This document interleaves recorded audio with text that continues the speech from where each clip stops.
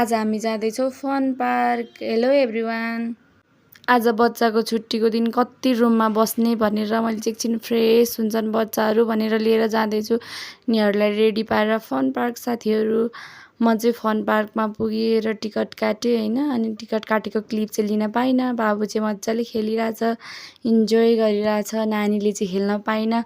ऊ दादाले खेलेको देखेर एकदम रोइरहेको थियो साथीहरू, तर मैले खेलाइनँ। ऊ सानी छिन् नि त, डर लाग्यो मलाई चाहिँ।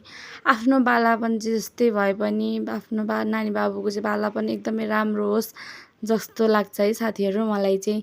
बाबुले चाहिँ एकदम मजाले खेलिरहेछ, इन्जोय गरिरहेछ। अनि हेर्नु न साथीहरू, मेरो नानी चाहिँ टुई टुई टुई हिँड्न थालेकी छ क्या। कति मजाले हिँड्छ, एकछिन नबस्नु रे, हिँड्नु रे। अनि मैले ओट्स बनाएर लिएर गएको थिएँ नानीलाई, अनि चौरमा राखेर मैले खुवाएँ। त्यसपछि दादालाई ललिपप किनिदिएको, बहिनीलाई पनि चाहियो रे अनि किनिदिएँ। अनि मैले पानीपुरी खाएँ साथीहरू। अनि एकछिन पिङ खेलेँ दाजु बहिनीले। अनि त्यसपछि चाहिँ हामी घर लापतिर फर्क्यौँ साथीहरू। बाई, यो क्लिप चाहिँ अस्ति शनिबारको है साथीहरू।